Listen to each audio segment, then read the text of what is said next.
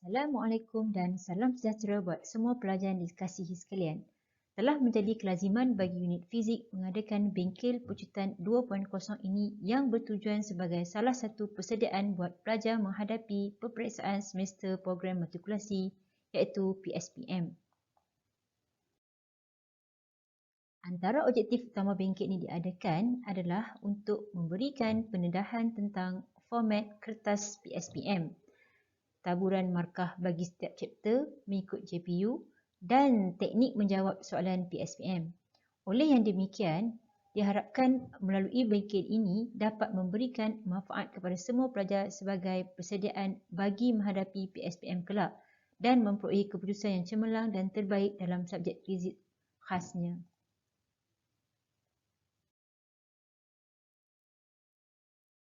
Kita mulakan perkongsian kita pagi ini dengan pendedahan tentang format kertas PSPM 2 sesi 2020-2021 SP025.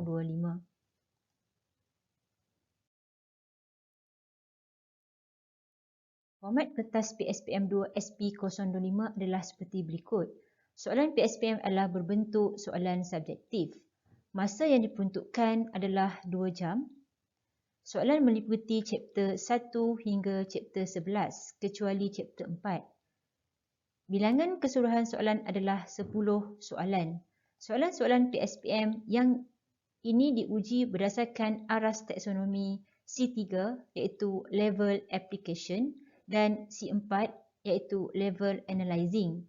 Markah keseluruhan yang diperuntukkan adalah 80 markah dan pelajar wajib menjawab semua soalan.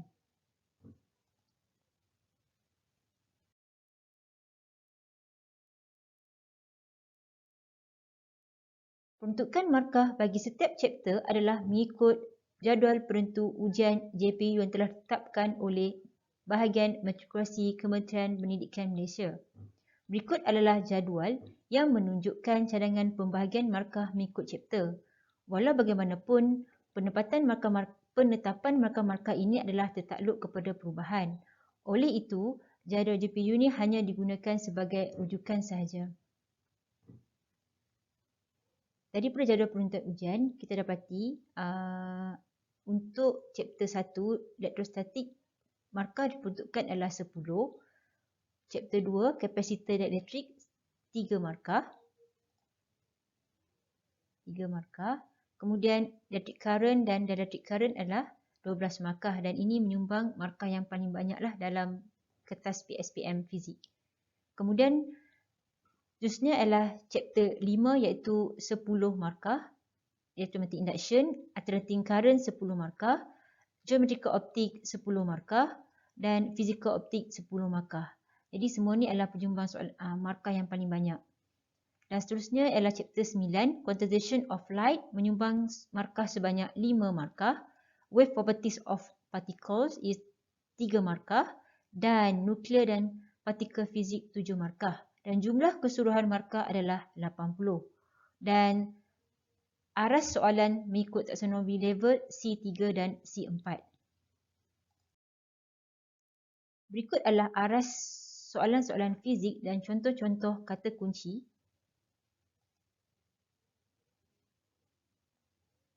Soalan serta cara penyelesaiannya. Soalan-soalan fizik PSPM hanya berdasarkan kepada hasil pembelajaran CLO3 iaitu solve problem of electric current, magnetism, optics, quantization of light, wave properties of particles and nuclear physics.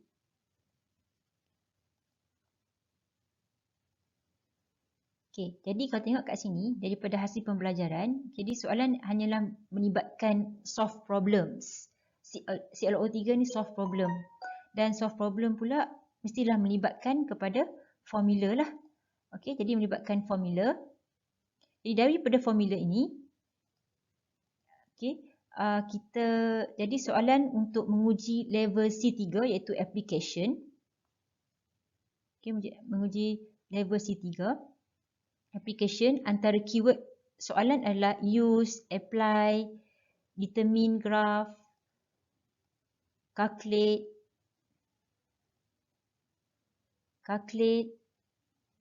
and sketch. Itu adalah melibatkan soalan kata-kata kunci bagi soalan yang menguji aras taksonomi C3. Seterusnya adalah menguji aras taksonomi C4. C4 pula iaitu soalan berbentuk analyzing, dan antara keyword bagi soalan-soalan adalah analyzing yang melibatkan penyelesaian 2 atau 3 layer, iaitu melibatkan 2 atau 3 formula dan konsep. Soalan yang melibatkan antara kata-kata kunci adalah soalan yang melibatkan differentiation value. Sebagai contoh adalah differentiate mass between proton and electron. Kan? Jadi itu adalah contoh soalan differentiation value. Kemudian soalan yang melibatkan compare value dan juga soalan explain. Jadi kedua-dua level ini sebenarnya dia masih lagi based on formula, equation dan konsep-konsep fizik. Akhir sekali kita beralih kepada teknik menjawab soalan fizik. Diharap pelajar dapat melihat bagaimana markah diberikan mengikut skema jawapan pemeriksa.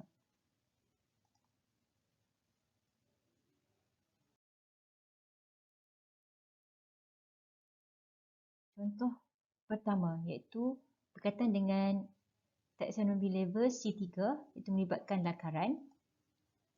Contoh soalan adalah draw and label diagram to show the pattern of electric field line for two oppositely point charge band between two charge parallel plates. So, bentukan markah adalah dua markah. Jadi pertama ialah pelajar perlu patuhi arahan, iaitu dia nak kita lukis kan, draw and label. Jadi dan melibatkan, iaitu pertama ialah point charge, itu melibatkan two oppositely point charge. Yang kedua ialah two charge parallel metal plates. Jadi markah akan diberikan berdasarkan kepada the pattern and direction of electric field lines. Jadi untuk point charge satu markah dan untuk parallel plates metal satu markah. Jadi pastikan pelajar melukis dan menunjukkan bentuk lakaran dengan jelas. Contoh yang kedua,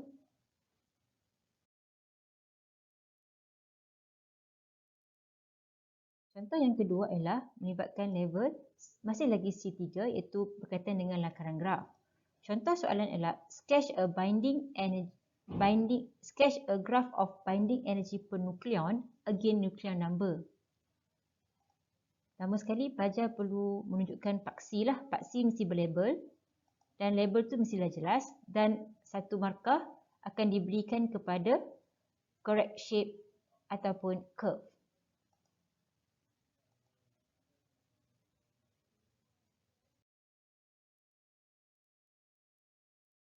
Contoh ketiga ialah melibatkan level taksonomi C4, iaitu explain. Contoh soalan ialah an object is placed 15 cm in front of a mirror. The image formed by the mirror is upright and magnified 2 times. Is the mirror convex or concave? Explain your answer. Jadi pertama sekali kita kena jawab dululah, tunjukkan jawapan. Sama ada kita pilih jawapan dia sama ada convex mirror ataupun concave mirror.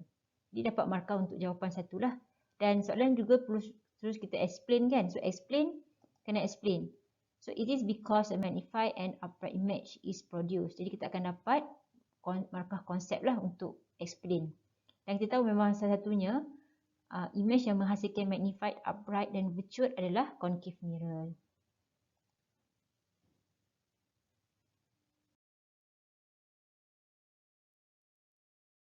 Contoh keempat melibatkan taksonomi level C4, explain. Soalannya adalah 2 mol helium gas initially has a volume of 0.02 meter cube at the will the diffraction pattern become larger, remain unchanged or narrower when proton is used instead of electrons? Justify your answer. So selalunya bila soalan berkaitan dengan explain, sebenarnya kita akan explain jawapan dia adalah berdasarkan kepada formula, equation ataupun konsep fizik lah. Jadi, pertama sekali pelajar perlu tuliskan, untuk menerangkan soalan ni kita kena pilih persamaan mana yang sesuai untuk menerangkan berkaitan dengan diffraction pattern. Okay, kita akan dapat konsep betul akan dapat K1 lah. Dan lepas tu barulah pelajar tunjukkan apakah jawapannya, iaitu diffraction pattern will become narrower. Akan dapat markah untuk J1 lah. Selalunya soalan SP ni melibatkan akan pertukar markahnya 2 markah.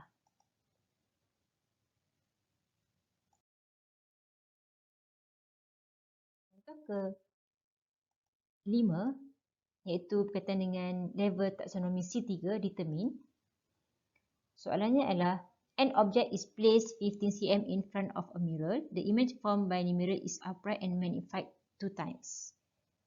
Okay, jadi soalannya adalah untuk determine lah, So determine, jadi peruntukan markah kalau kita tunjukkan daripada maklumat yang diberikan, maka kita kaitkan dengan magnification, maka kita akan dapat markah untuk gantian 1. Dan seterusnya kita menggunakan persamaan mirror, iaitu kita gantikan nilai dalam tu dengan nilai yang betul, maka dan sign convention yang betul, maka akan dapat gantian 1. Dah 2 gantian lah di sini. Dan seterusnya kita kira dan kita tunjukkan jawapan dan unit yang betul, maka dapat 1 markah lagi. Okay, unit mesti betul lah. Dan pertama sekali, bila soalan melibatkan determine, calculate, maka kita perlu selaraskan dulu unit lah.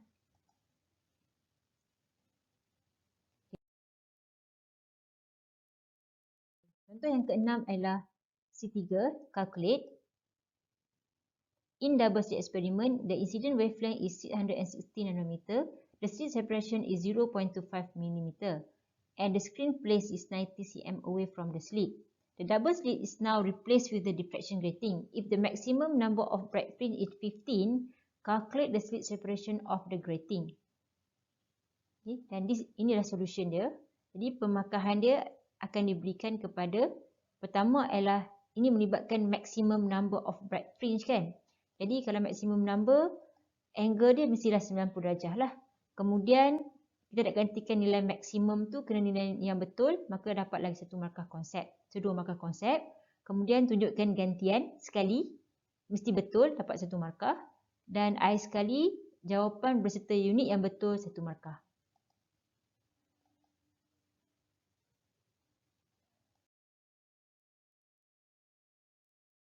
I sekali contoh yang ke-7,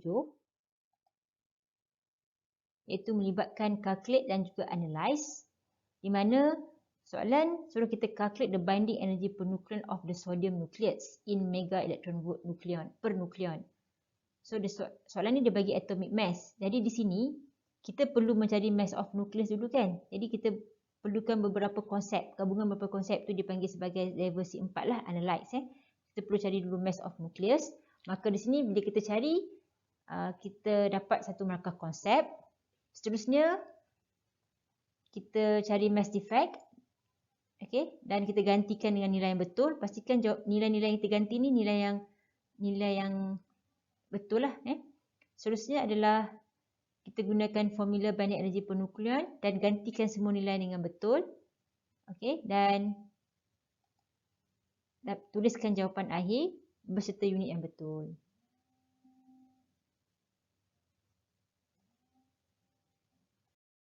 Berikut adalah contoh soalan peperiksaan semester program matrikulasi PSPM2 SP025 yang lepas, sebagai gambaran awal tentang konsep-konsep dan markah yang diperuntukkan dalam setiap soalan PSPM2 fizik.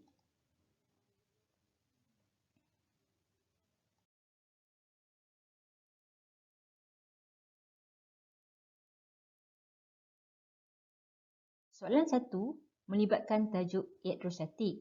Jumlah peruntukan markah bagi soalan 1 adalah 10 markah. Markah daripada 10 markah ini boleh dipecahkan kepada 7 markah, 3 markah bahagian B, ataupun 5 markah bahagian A, 5 markah bahagian B, ataupun 6 markah bahagian A, 4 markah bahagian B. Di antara konsep-konsep yang boleh ditanya di bahagian A adalah electric force, electric potential energy, and electric field for the point charge. Dan bahagian B boleh tanya tentang ferroplate charge. Untuk soalan yang kedua, iaitu melibatkan chapter yang kedua, iaitu kapasitor and dielectrics. Peruntukan markah adalah 3 markah. 3 markah. Dan soalan boleh ditanya berkaitan dengan konsep efektif kapasitan dan dielectric constant di bahagian A, dan bahagian B charging dan and discharging capacitor. Untuk soalan yang ketiga, iaitu electric current and direct current circuit. Jadi peruntukan markah itu yang paling banyak, iaitu 12 markah. Jadi dia boleh pecah kepada 10-2 ataupun 6-6. Okey, dia boleh pecah kepada 8-4. Di bahagian A, antara konsep yang boleh ditanya adalah Kirchhoff law, effective resistance ataupun power, dan bahagian B boleh ditanya potential divider dan juga potentiometer. Seterusnya adalah soalan yang keempat, iaitu electromagnetic induction. Jadi peruntukan markah adalah 10 markah. Jadi untuk bahagian A, antara konsep yang boleh ditanya adalah induced EMF dan juga magnetic flux. Dan bahagian B adalah self-inductance, mutual inductance dan juga energy store.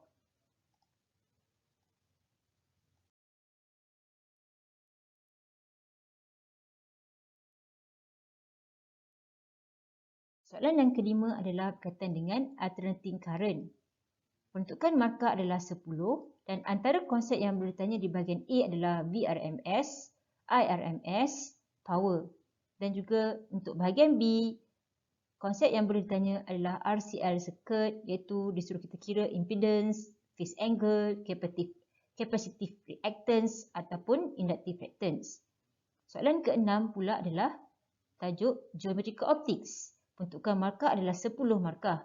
Antara pecahan-pecahan markah ialah dia boleh pecah kepada A, B dan C mengikut kepada konsep-konsep dalam tajuk inilah. Contohnya macam ni dia pecah 3, 3, 4 kan.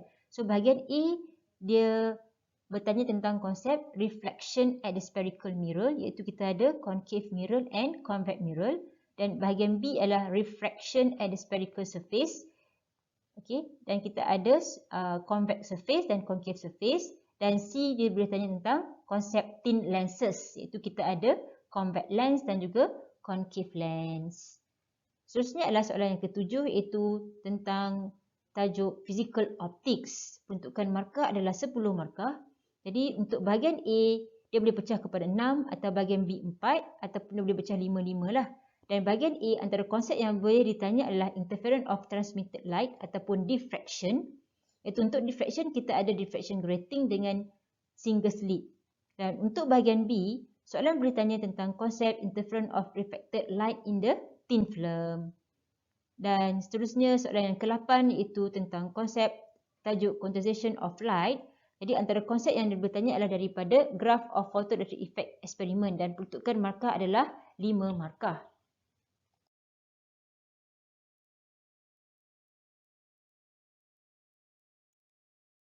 Bagi soalan yang ke-9, iaitu melibatkan tajuk wave properties of particles, antara konsep yang bertanya adalah berkaitan dengan de Broglie wavelength, dan peruntukan markah adalah 3 markah.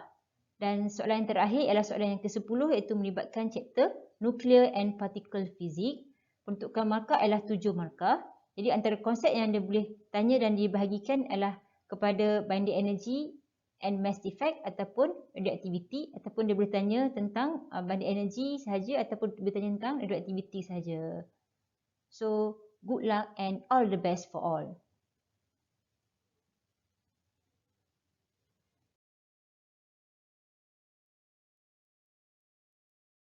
Pastikan semua pelajar-pelajar menjawab semua 10 soalan. Jawab, jangan tak jawab. Hentikan membawa markah balik ke rumah.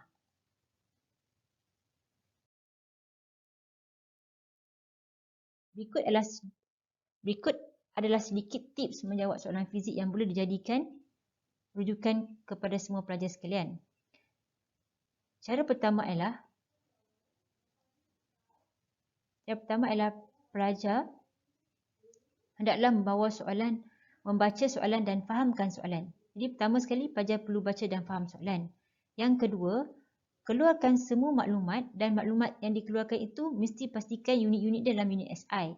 Dan juga keluarkan juga maklumat yang berkaitan dengan sign convention. Contohnya kalau dia beritahu virtual image, maka kena letakkan negatif pada nilai image distance.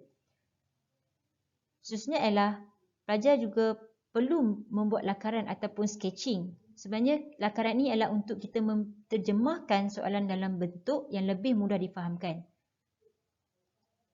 Seterusnya, pelajar harus menulis dulu formula-formula asas dan barulah kita tunjukkan gantian dalam formula-formula tersebut.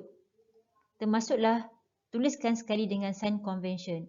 Dan gantian ini ditunjukkan sekurang-kurangnya sekali. Dan akhir sekali, tuliskan jawapan akhir mestilah berserta dengan unit. Selamat menduduki peperiksaan.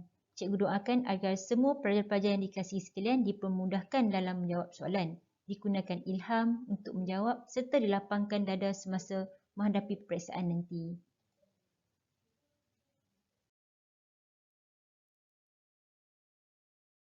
Sesungguhnya setiap kesusahan ada kesenangan dan tiada daya dan kekuatan selain darinya. Sekian, terima kasih.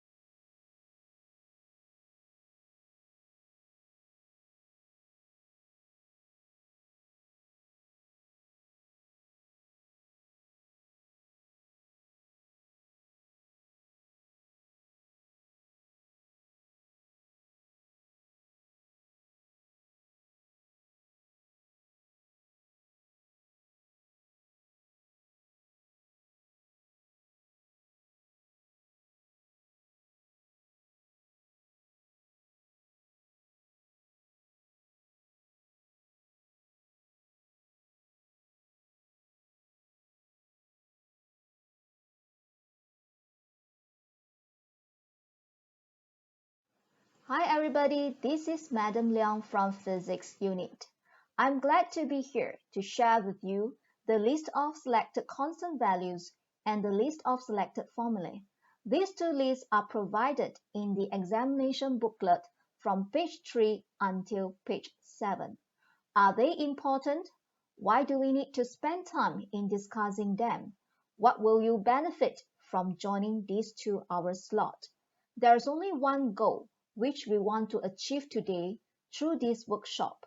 That is to maximize you with useful information and make the most of the two lists provided in solving the physics-related problems during the examination. How to make this happen? That is, you need to know pretty well the name of each and every physical quantities available in a formula. We believe that by sharing and discussing the list of selected constant values and selected formulae, you will perform much better in the examination and pass with flying colors. This PowerPoint presentation is a combination of 10 video clips according to the table as shown on the slide. Without further delay, let's continue the workshop today with the list of selected constant values. You will find the list of selected constant values on page 3 and 4 in the examination booklet. There are 20 of them altogether. Which one of them will be using in the semester 2 final examination? Let's find out together. Speed of light in vacuum is given by 3.00 times 10 to the power of 8 meter per second. We'll be using this value in calculating for photon energy, work function, and also binding energy, where the mass defect del M is in unit kg. Permeability of free space, μ0, which is given by 4 pi times 10 to the power of -7 Henry per meter. We will be using this value in calculating for the cell inductance for solenoid, cell inductance for coil, and also mutual inductance between two coaxial solenoids. Permittivity of free space, epsilon 0, is given by 8.85 times 10 to the power of -12 farad per meter. We'll be using this value in calculating for the Coulomb's constant, air field capacitance, dielectric field capacitance, and also the dielectric constant. The electron charge magnitude is given by 1.60 times 10 to the power of -19 coulombs. We'll be using this value in calculating for the amount of charge, the maximum kinetic energy of photon electron, and also the de Broglie wavelength. Planck constant, H, is given by 6.63 times 10 to the power of -34 joule second. We'll be using this value in calculating for the photon energy, work function, and also the de Broglie wavelength. Electron mass is given by 9.11 times 10 to the power of -31 kg. We'll be using this value in calculating for the maximum kinetic energy of a photoelectron and also the de Broglie wavelength. Mass of electron can be also given in atomic mass unit as 5.49 times 10 to the power of -4 U. This value is normally used in calculating for the mass of nucleus. The neutron mass is given by 1.674 times 10 to the power of -27 kg or 1.008665 U, whereas the proton mass is given by 1.672 times 10 to the power of -27 kg or 1.007277 U. These values are used in calculating for the mass defect. The Avogadro constant, which is given by 6.02 times 10 to the power of 23 per mole, is used in calculating for the number of nuclei in the sample, whereas free fall acceleration, 9.81 meter per second square, is used in calculating for the weight of particle of mass m. The atomic mass unit is given by 1.66 times 10 to the power of -27 kg. We use this value when we want to convert the mass defect from atomic mass unit to kg. The atomic mass unit can be also given as 931.5 mega electron volts per c squared. To calculate for the binding energy, if the del M is calculated in atomic mass unit. 1 electron volt is given by 1.6 times 10 to the power of -19 joules. We use it to calculate for the work function if we want to convert the unit of electron volts to joule. Constant of proportionality for Coulomb's law, or the Coulomb's constant, which is given by the value of 9.0 times 10 to the power of 9 Newton meter squared per Coulomb squared. We use this value in calculating for the electrostatic force, electric field strength, and also the electric potential. That's the end of part 1. Let's move on to part 2. Welcome back to the Maximize PowerPoint presentation. Let's begin our new journey in exploring the list of selected formulae. You will find the list of selected formulae on page 5 until 7 in the examination booklet. There are 92 of them altogether. I have grouped the formulae into 10 chapters, and will discuss them based on chapter accordingly. Let's begin with chapter 1. There are 9 formulae from number 1 until 9 that are grouped under chapter 1, electrostatic. Coulomb's law states that the magnitude of the electric force between 2 point charges Q1 and Q2, which are separated by a distance r, is directly proportional to the product of the charges and inversely proportional to the square of distance between them. Therefore, the electrostatic force F is given by kq1 q2 over r squared. The direction of force that acts on q1 and q2 is determined based on the concept of like charges repel and unlike charges attract. The forces are acted along the straight line that joining the 2 point charges. Additional formulae to subtopic 1.1 Coulomb's law. Please follow the steps below by using the resolving method to calculate for the magnitude and the direction of resultant force that acts on the point charge Q2. Step 1. With the aid of an electric force diagram, determine the direction of forces that act on charge Q2 due to charge Q1 and charge Q3. Step 2.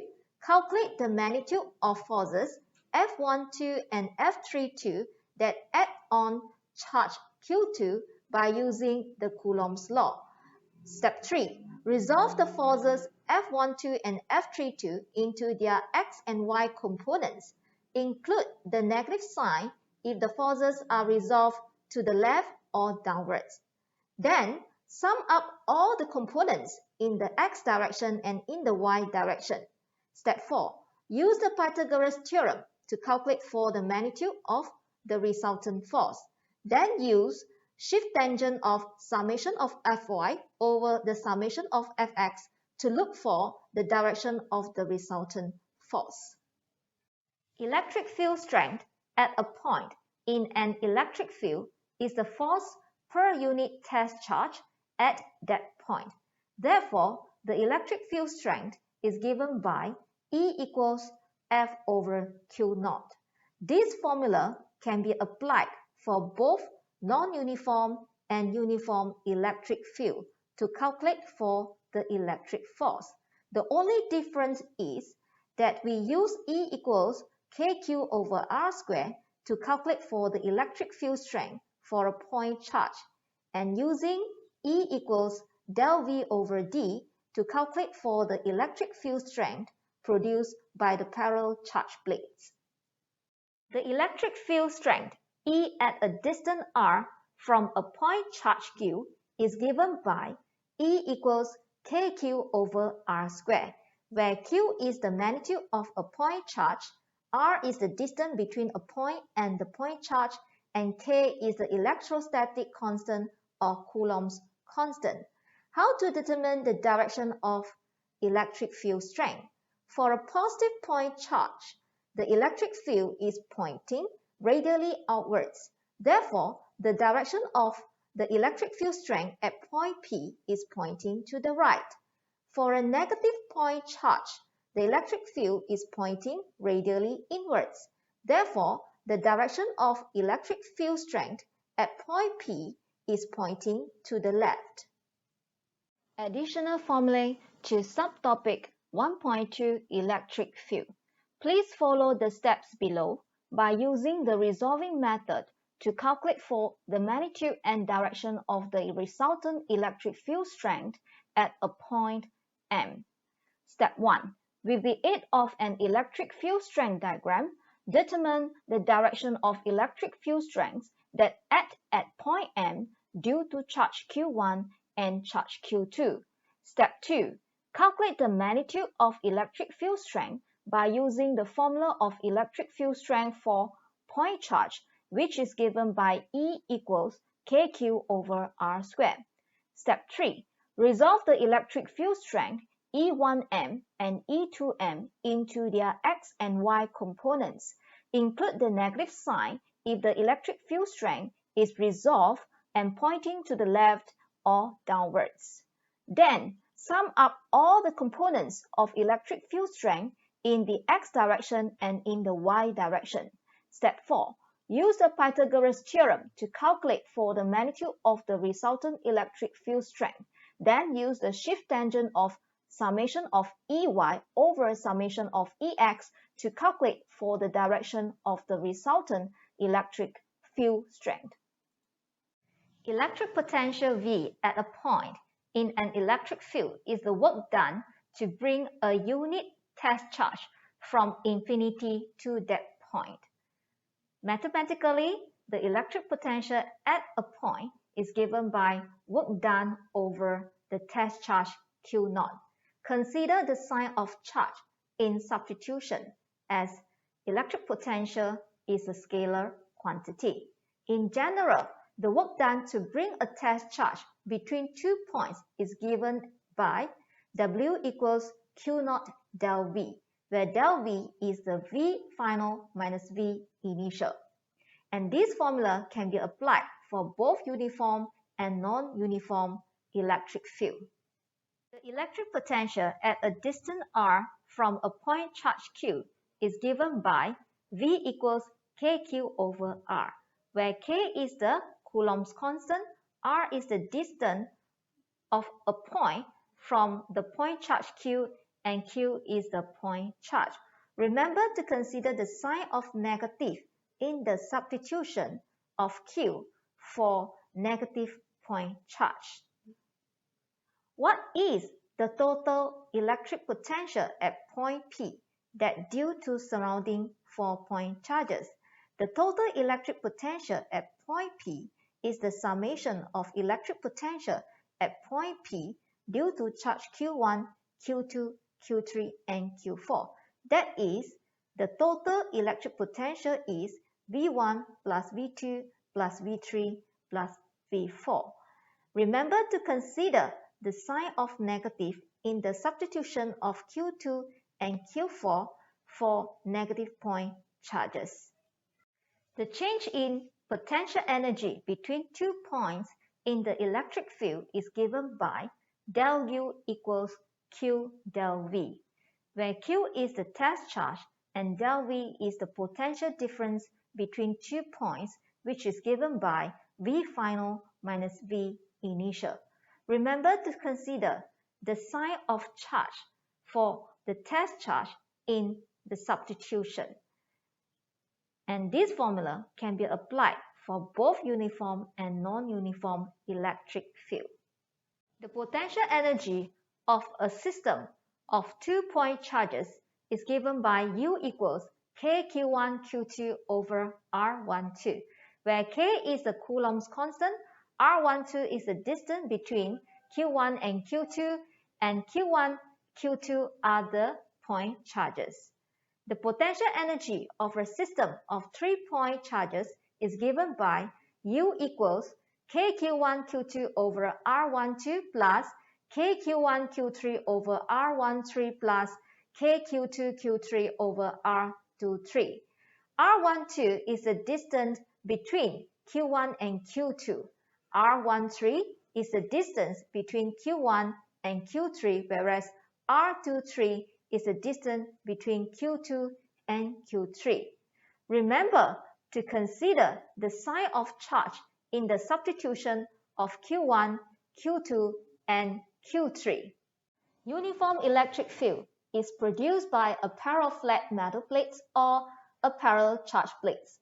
The electric field strength is given by E equals del V over D, where del V is the potential difference between the parallel charge plates and D is the separate distance between the parallel charge plates. That's the end of part 2. Let's move on to part 3.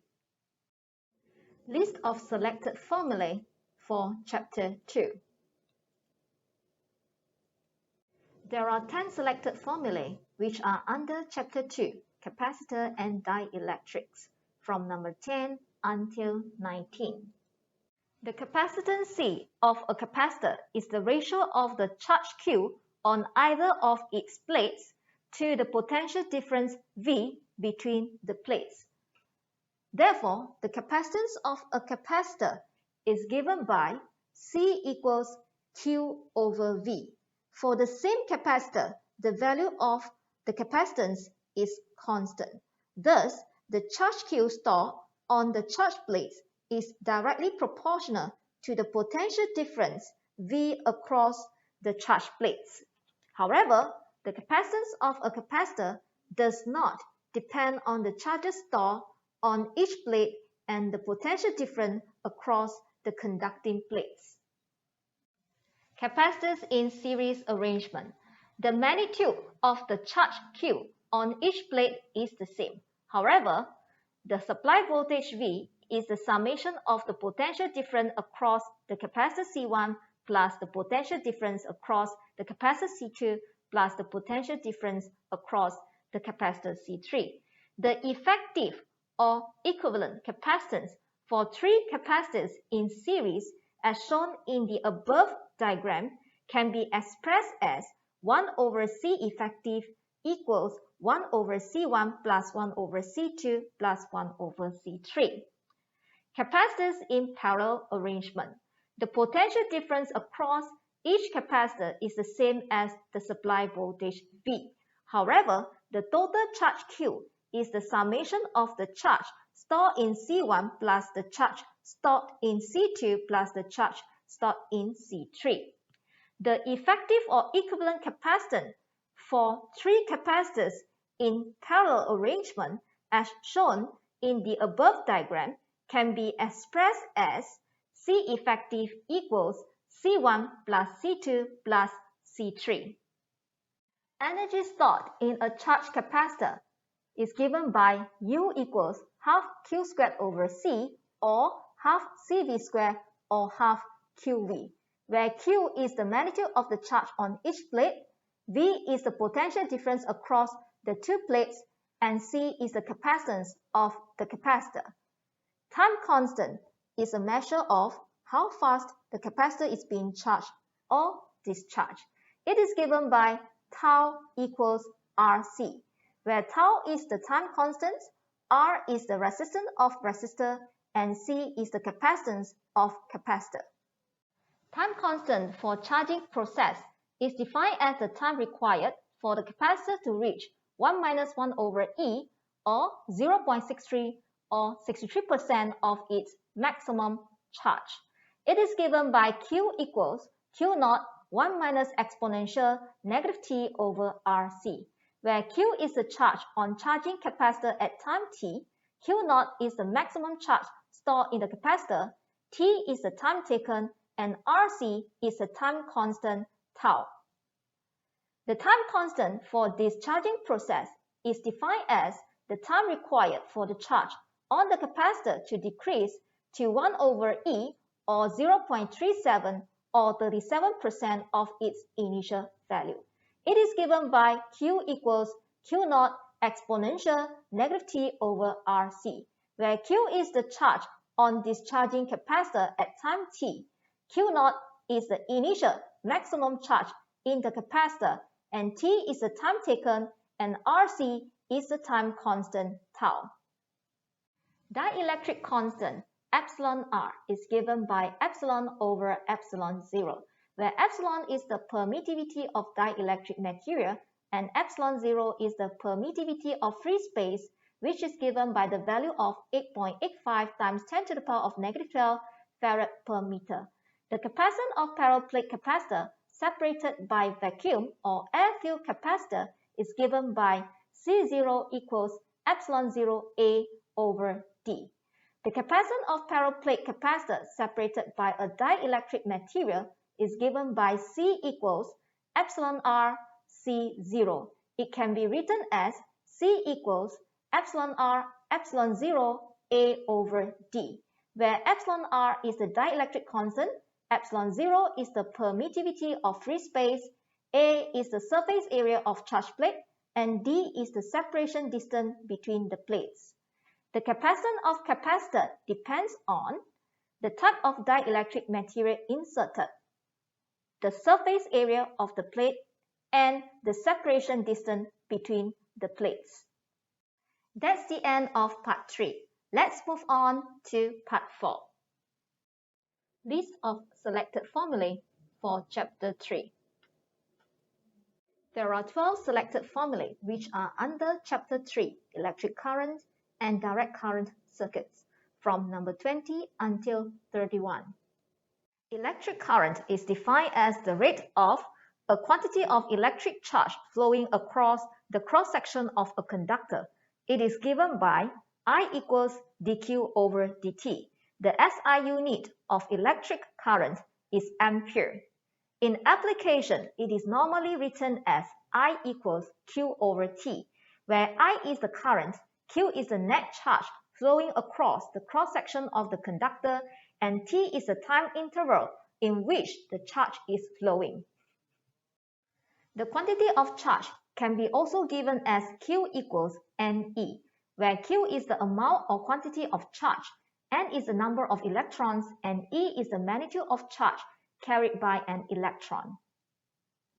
Ohm's law states that the potential difference across a metallic conductor is proportional to the current flowing through it if its temperature is constant. By plotting the graph of V against I, a straight line graph with a slope passing through the origin is obtained. The gradient of the graph is the resistance of the conductor, R, which is a constant value at a constant temperature. Therefore, the potential difference across a metallic conductor is given by V equals IR, where I is the electric current and R is the resistance of the conductor. The resistivity of a material is given by ρ equals RA over L, where R is the resistance of the material, L is the length of the material, and A is the cross-sectional area of the material. The variation of resistance R with temperature T is given by R equals R0 plus alpha R0 times T minus T0, where R0 is the initial resistance at temperature 20 degrees Celsius, alpha is the temperature coefficient of resistivity at 20 degrees Celsius, T is the final temperature, and T0 is the temperature at 20 degrees Celsius. Potential difference across the battery terminal or terminal voltage is given by Vt equals E minus IR. The terminal voltage or the potential difference across the external resistance can also be written as Vt equals IR, where E is the electromotive force or EMF, I is the electric current flows in the circuit, and small letter r is for the internal resistance of a battery, and the capital letter R is for the external resistance. As shown in the diagram, there are three resistors R1, R2, and R3 connected in series to a battery of supplied voltage V. In series arrangement, the current I that flows in the circuit is the same for the three resistors. However, the supplied voltage V is the summation of the voltage across R1 plus the voltage across R2 plus voltage across R3. The effective or equivalent resistance for the three resistors connected in series is given by R effective equals R1 plus R2 plus R3. The circuit diagram shows three resistors R1, R2, and R3 are connected in parallel. The potential difference across each of the resistors is the same as the supplied voltage. However, the current that drawn out from the battery is the summation of the current I1 that flows through R1 plus current I2 that flows through R2 and current I3 that flows through R3.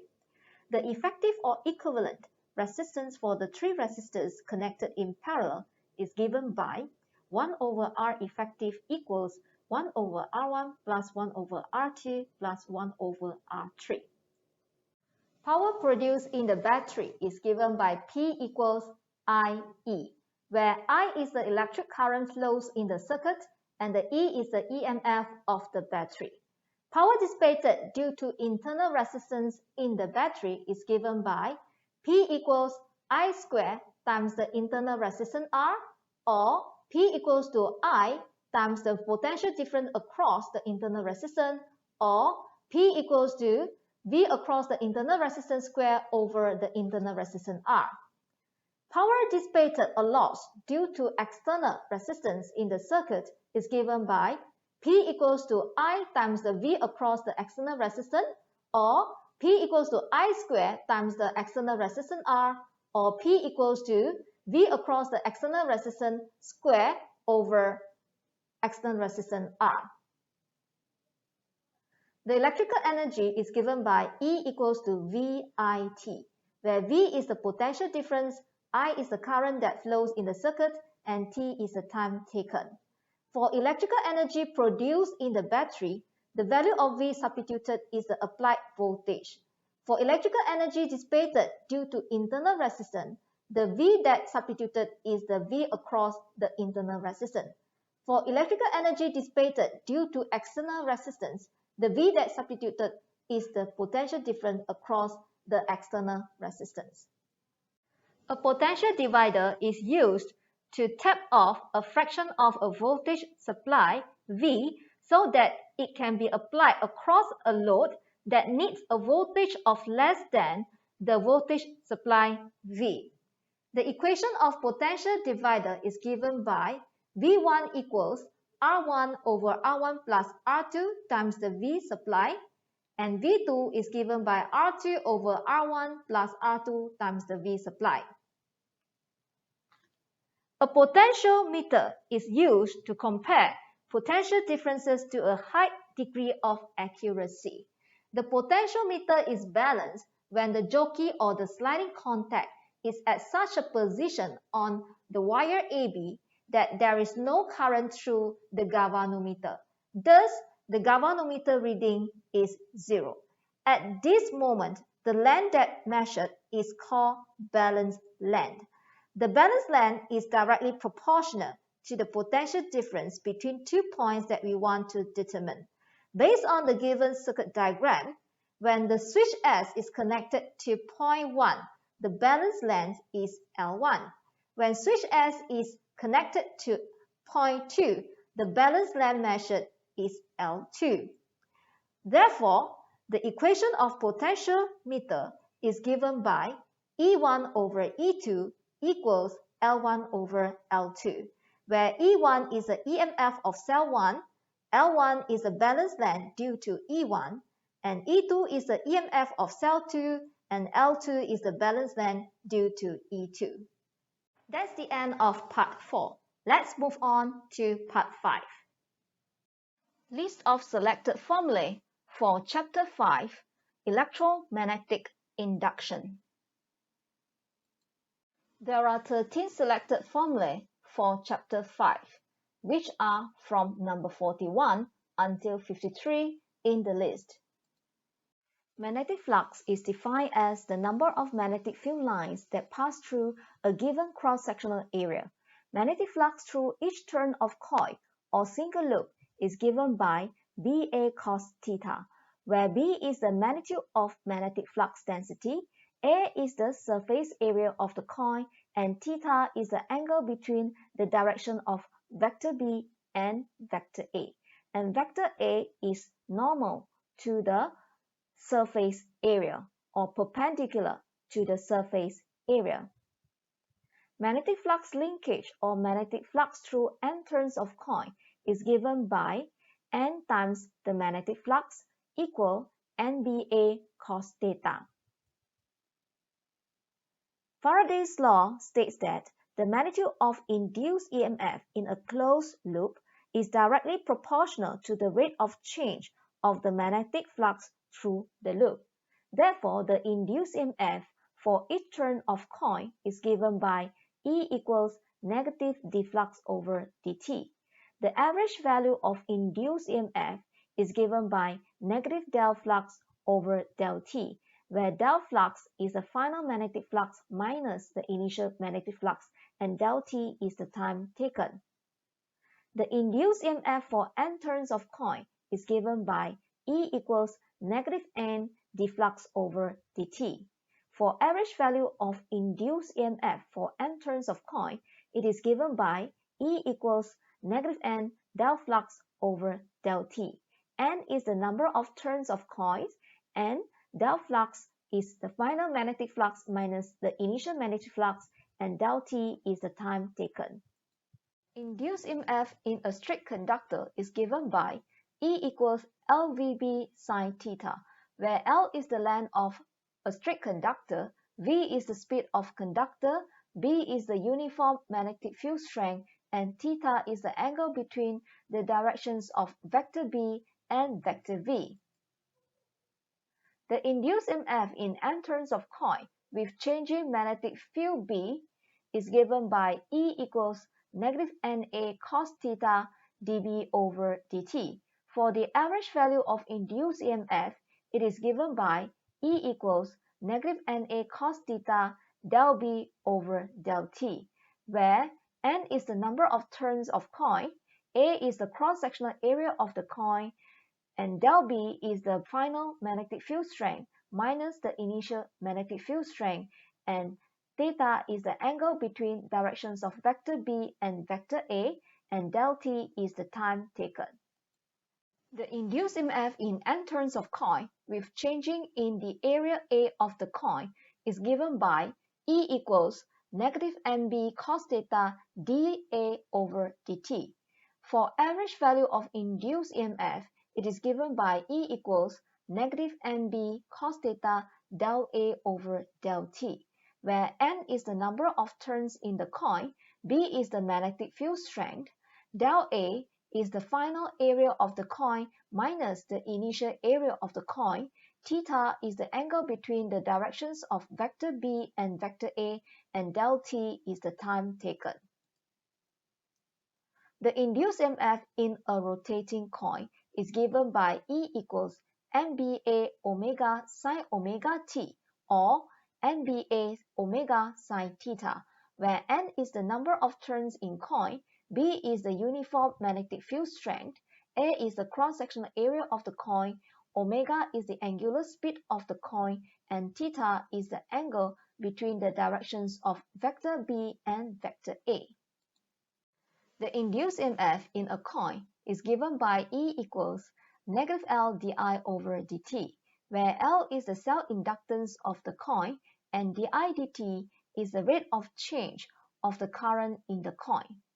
The cell inductance of a coil or solenoid can also be given by L equals N times lowercase 5 over I, where N is the number of turns in the coil, the lowercase phi is the magnetic flux for each turn of the coil, and I is the current that flows in the coil.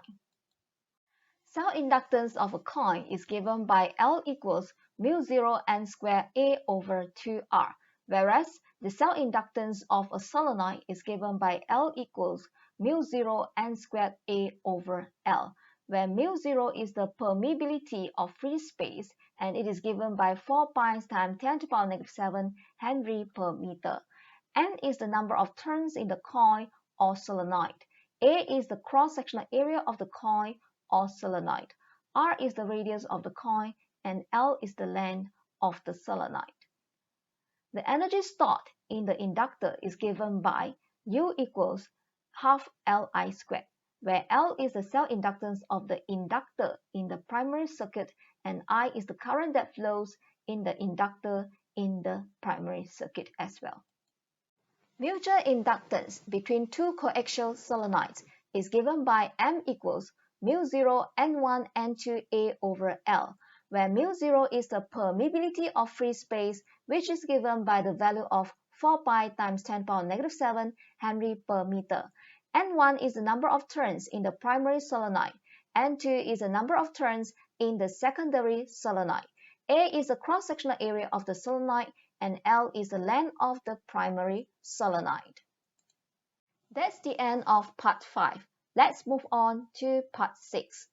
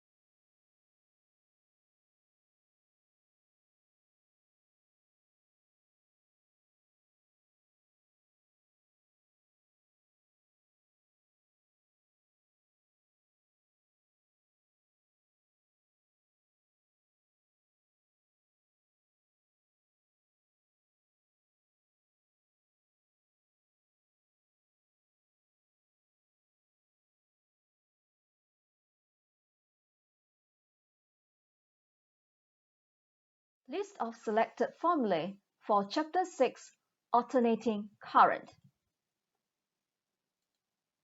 There are 12 selected formulae for Chapter 6, which are from number 54 to number 65 according to the list of selected formulae in Semester 2. Sinusoidal voltage is given by V equals V naught sine omega t, and sinusoidal current is given by I equals I naught sine omega t, where V naught is the peak or maximum voltage, I naught is the peak or maximum current, t is the period for the sinusoidal waveform for one complete cycle, and omega is the angular frequency, which is given by 2 pi f or 2 pi over t. The root mean square current, IRMS, is given by I naught over sub2. The root mean square voltage, VRMS, is given by V naught over sub2, where V naught is the peak or maximum voltage and I naught is the peak or maximum current. Capacitive reactance, XC, is given by 1 over 2 pi FC. Inductive reactance, XL, is given by 2 pi FL, where F is the frequency of AC source, C is the capacitance of the capacitor, and L is the inductance of the inductor. XC is inversely proportional to the frequency, whereas XL is directly proportional to the frequency of the AC source. Impedance is defined as the total opposition to the alternating current in the AC circuit. It is given by Z equals square root of R squared plus in brackets XL minus XC squared. The phase angle is given by the lowercase phi equals shift tangent XL minus XC over R. And the power factor in application can be also given by cos phi equals R over Z or VR over V supply, where R is the resistance of the resistor, XL is the inductive reactance, XC is the capacitive reactance, Z is the impedance, VR is the voltage across the resistor, and V is for the supply voltage. Additional concept and formulae in Chapter 6. When the frequency of AC source is adjusted until XL equals to XC, resonance has occurred. The impedance of the AC circuit becomes minimum and it is equal to R. When the impedance becomes minimum, the current that flows in the circuit becomes maximum. At resonance, the frequency is given by 1 over 2 pi sub LC, where L is the inductance of the inductor and C is the capacitance of the capacitor. The power factor of the circuit will become 1 and the AC source voltage is in phase with the current. Average power, also known as power loss that only occurs in the resistor. It is given by IRMS, VRMS of the supply times cos phi. It is also given by the other 6 combinations of formulae. Power factor is defined as real power over apparent power. Real power is the average power that only occurs in the resistor. Apparent power is the power by the supply voltage. Instantaneous power is given by P equals IV. For the resistor, if the I equals I naught sine omega t and V equals V naught sine omega t, then the instantaneous power is obtained as P equals I naught V naught sine omega t squared. For the capacitor, if the I equals I naught sine omega t plus half pi and V equals V naught sine omega t, then the instantaneous power obtained as P equals half I naught V naught sine 2 omega t. For the inductor, if the V equals V naught sine omega t plus half pi and I equals I naught sine omega t, then the instantaneous power also obtained as P equals half I naught V naught sine 2 omega t. That's the end of part 6. Let's move on to part 7. List of selected formulae for chapter 7, Geometrical Optics. There are 5 selected formulae in Chapter 7, which are from number 66 until number 70. Reflection at a spherical surface. The radius of curvature for a spherical mirror is given by r equals 2f, where f is the focal length. There are 2 types of mirror covered under the syllabus, which are the concave mirror and the convex mirror. Mirror equation for real object only is given by 1 over f equals 1 over u plus 1 over v, and the magnification m is given by hi over h0 equals negative v over u, where f is the focal length, u is the object distance, v is the image distance, hi is the height of the image, and h0 is the height of the object. Please consider the sign convention of each of the physical quantity in equation 1, 2, and 3 when it comes to substitution. Please refer to the table on the right for the sign convention. Object distance is positive when the object is placed in front of the mirror. The object distance is negative when the object is at the back of the mirror. Image distance is positive when a real image is formed same side as the object.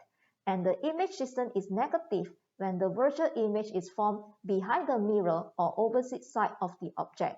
Focal length is positive for a concave mirror and focal length is negative for a convex mirror. Magnification is positive for an upright image form and the magnification is negative for an inverted image that form.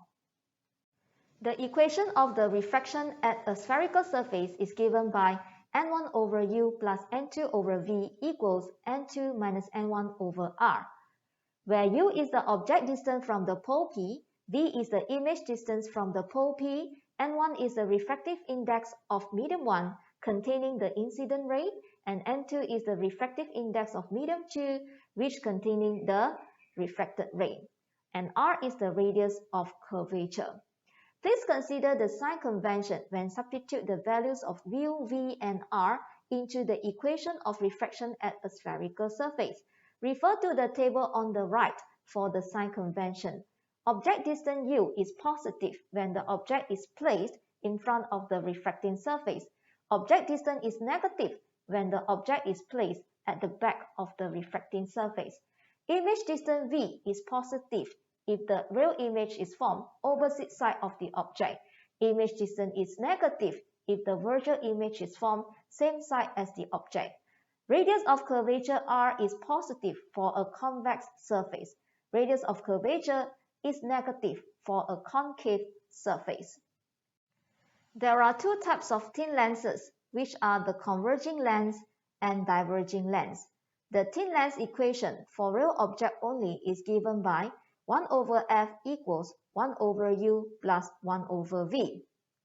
The magnification m is given by hi over h0 equals negative v over u, and the lens maker's equation is given by 1 over f equals, in brackets, n material over n medium minus 1, in brackets, 1 over r1 minus 1 over r2.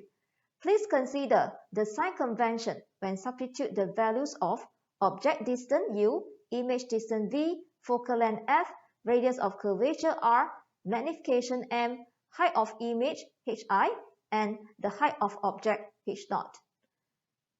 Please refer to the table on the right for the sign convention.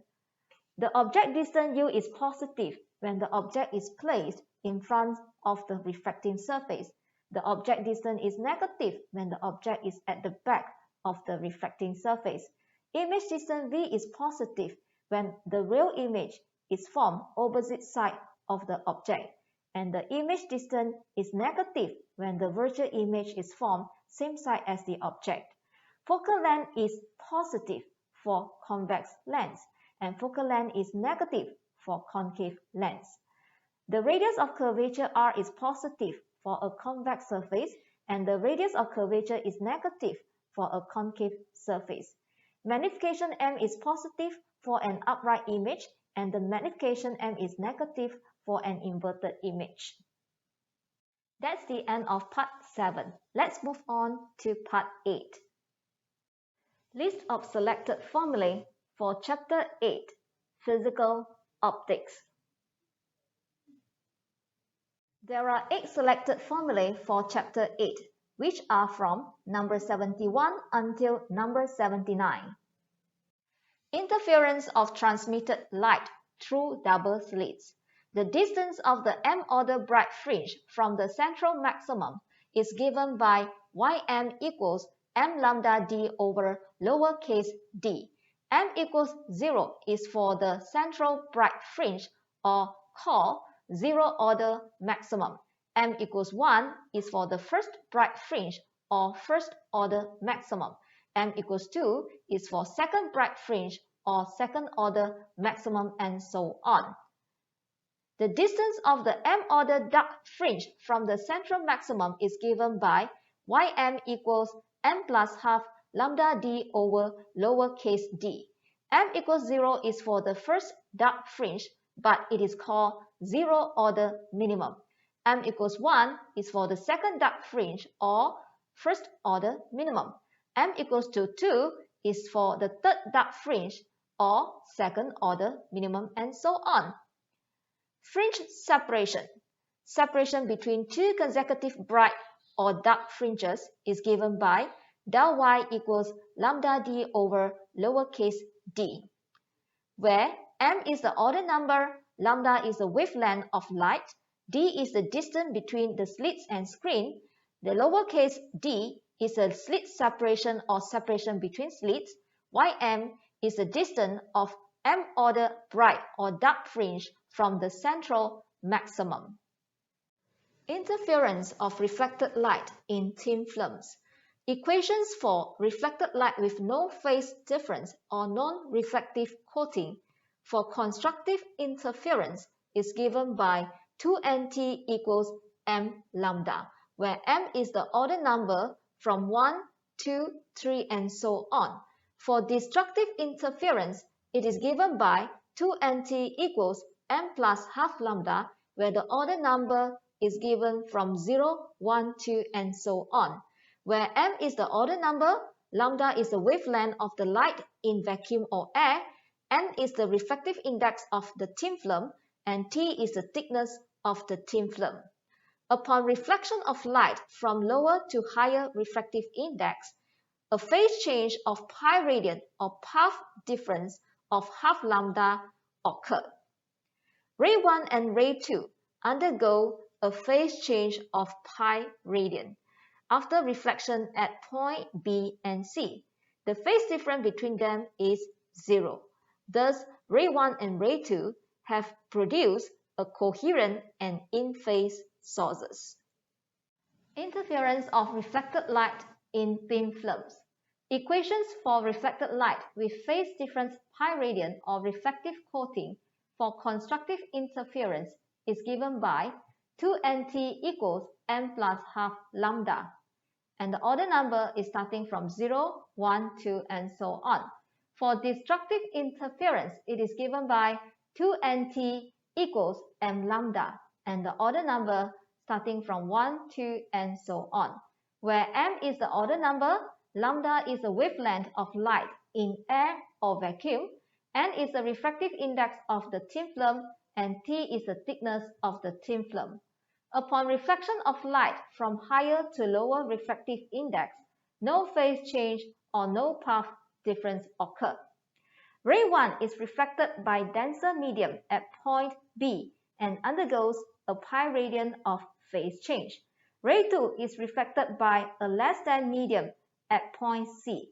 Therefore, no phase change occur. However, the phase difference between ray 1 and ray 2 is pi radian. Thus, ray 1 and ray 2 have produced a coherent and anti-phase sources. Diffraction by single slit. The distance of the n-order dark fringe from the central maximum is given by Yn equals n lambda d over A. N equals to 1 is for the first minimum fringe or first order minimum.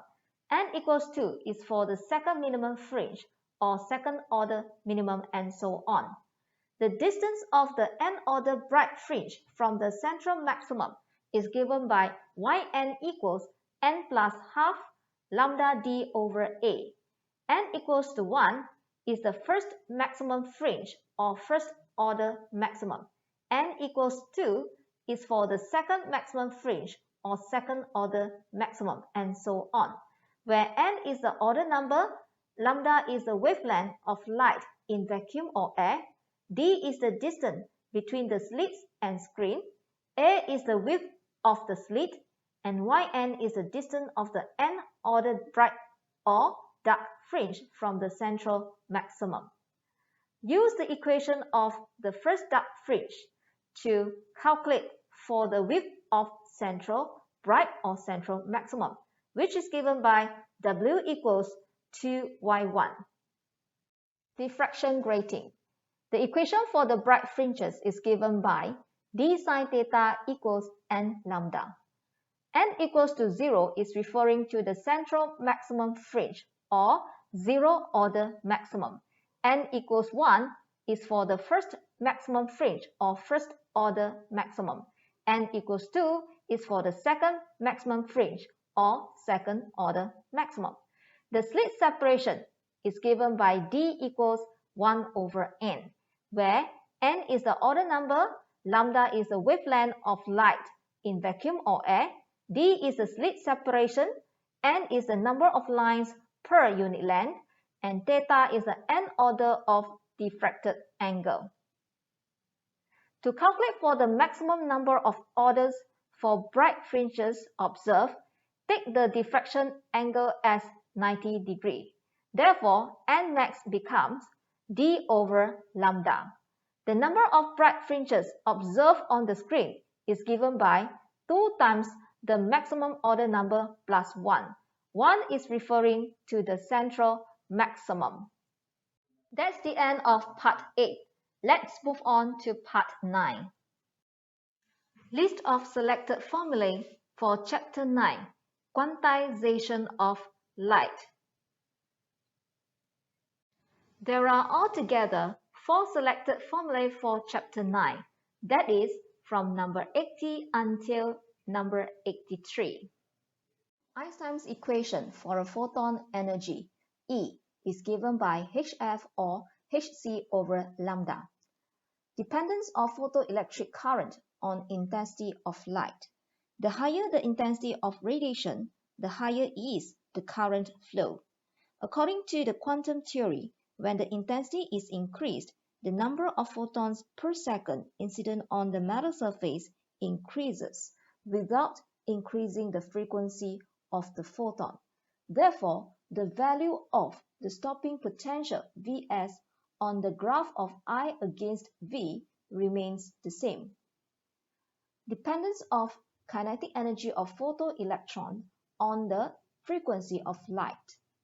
The kinetic energy of photoelectron, Kmax, is given by half mv max square or EVS equals hf minus hf naught.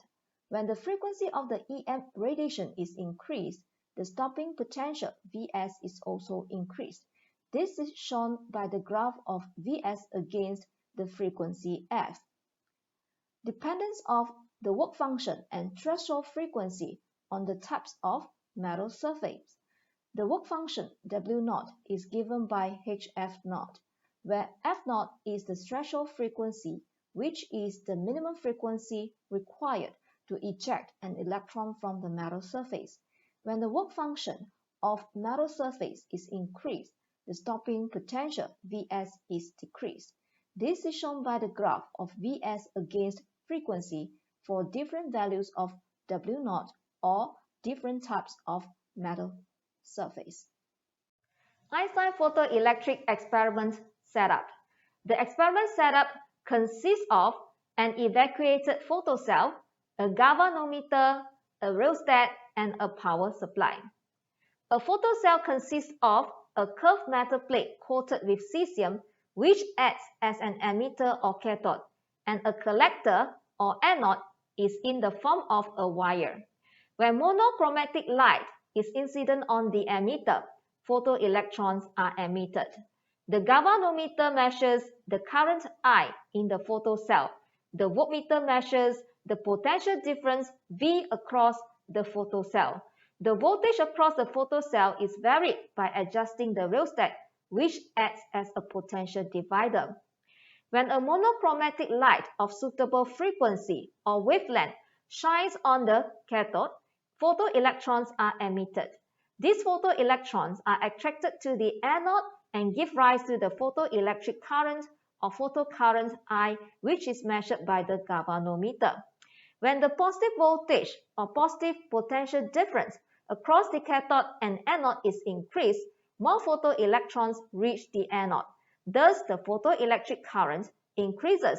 As positive voltage becomes sufficiently large, the photoelectric current reaches a maximum constant value, Im, called saturation current. Saturation current is defined as the maximum constant value of photocurrent when all the photoelectrons have reached the anode. The positive voltage is gradually decreased. The photoelectric current I also decreases slowly. Even at zero voltage, there are still some photoelectrons with sufficient energy reach the anode and the photoelectric current flows is recorded as I0. The voltage is made negative by reversing the power supply terminal. The photoelectric current decreases even further to very low values since most photoelectrons are repelled by anode, which is now negative electric potential. As the potential of the anode becomes more negative, less photoelectrons reach the anode, thus the photoelectric current drops until its value equals 0, which the electric potential at this moment is called stopping potential or stopping voltage, Vs. Stopping potential is defined as the minimum value of negative voltage when there are no photoelectrons reaching the anode, or the magnitude of reverse potential difference that stops the most energetic photoelectrons from reaching the collector. Einstein photoelectric equation is given by Kmax or EVS equal HF minus W0. Energy carried by a photon in the EM radiation or incident light is given by E equals HF or hc over lambda. W0, the work function, which is the minimum energy required to eject an electron from the metal surface, is given by HF0 or hc over lambda naught. F0 is the threshold frequency and lambda naught is the threshold wavelength.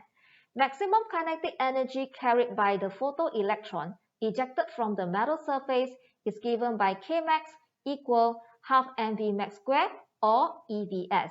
Vmax is the maximum speed carried by the photoelectron and Vs is the stopping potential. In order for the photoelectric effect to occur, the photon energy must be greater or equal to the work function, or the frequency of the photon must be greater or equal to the threshold frequency, or the wavelength of photon must be smaller or equal to the threshold wavelength. That's the end of part 9. Let's move on to part 10.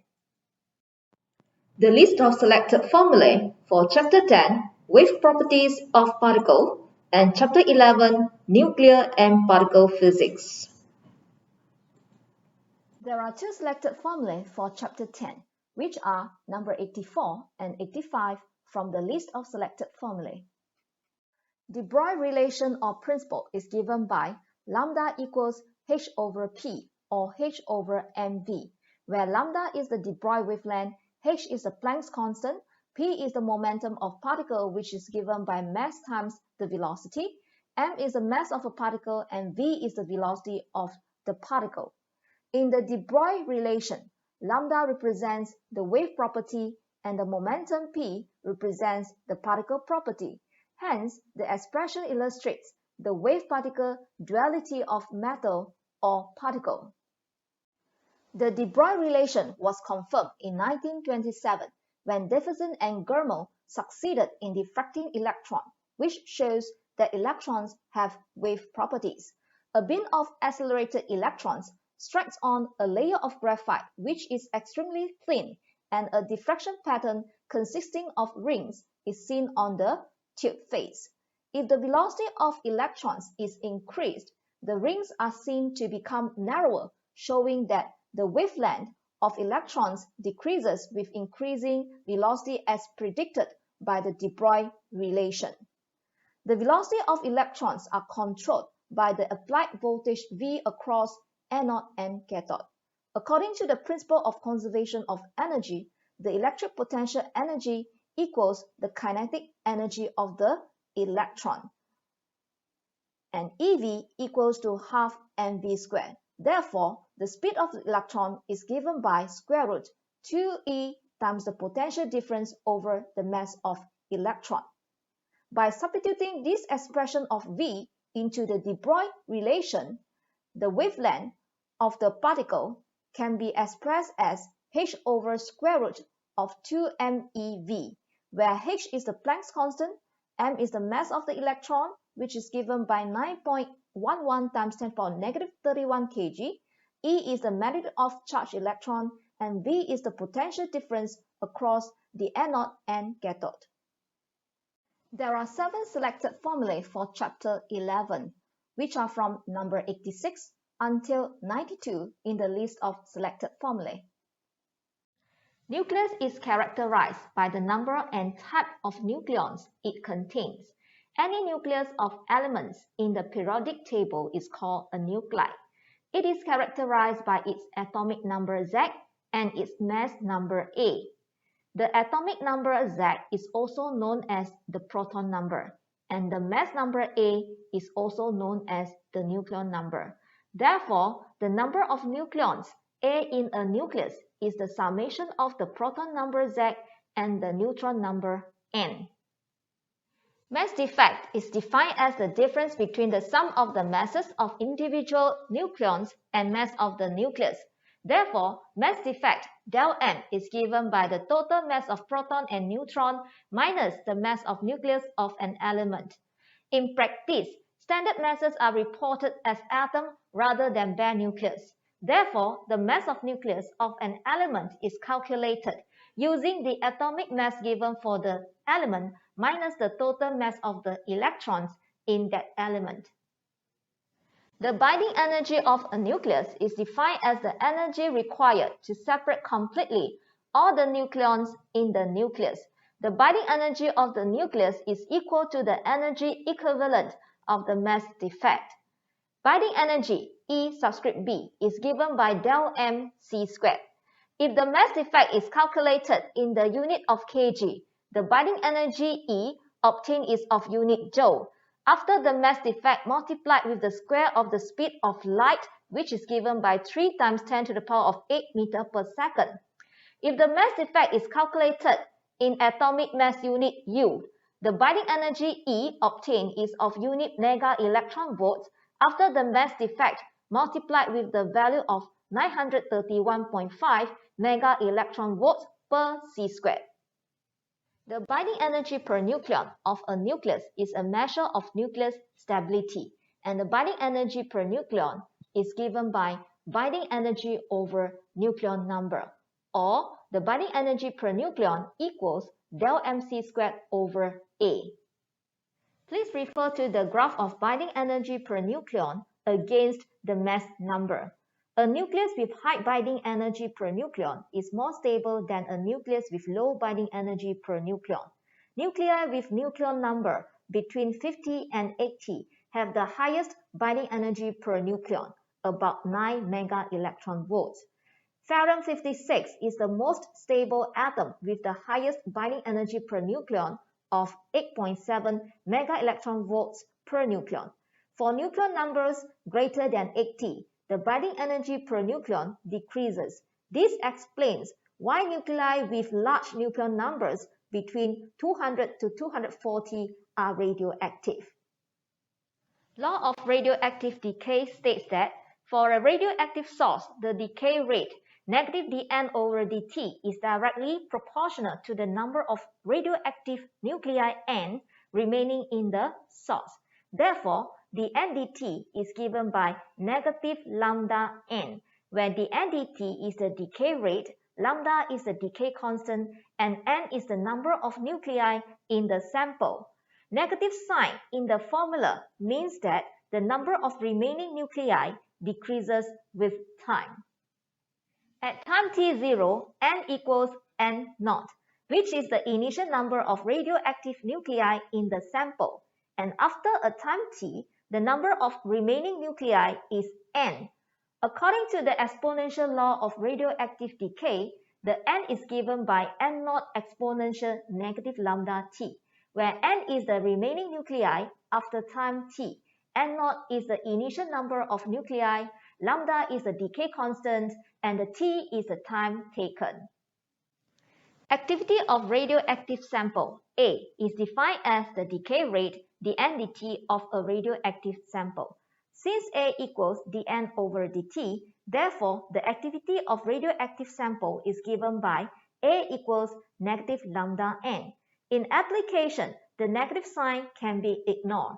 For example, if n equals to n0, the initial number of nuclei in the sample, the value of A calculated is the initial activity A0 of the sample. Relation between activity A of radioactive sample and time t is given by A equals A0 exponential negative lambda t, where A0 is the initial activity of the nuclei, lambda is the decay constant, and t is the time taken. Half-life is defined as the time taken for a sample of radioactive nuclei disintegrates to half of the initial number of nuclei. Half-life is given by ln2 over lambda.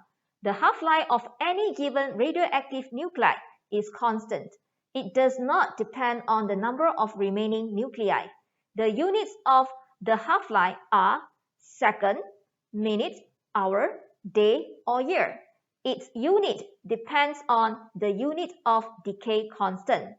The diagram below shows the decay curve of n against t when the initial number of nuclei in the sample n0 becomes half m0. By using the interpolation method, the time given at that point is the half-life of the sample. Last but not the least, all the best and good luck in your final examination PSPM2. Remember to stay safe and stay healthy. That's the end of this e-revision slot. Wishing you all the best in your future endeavors.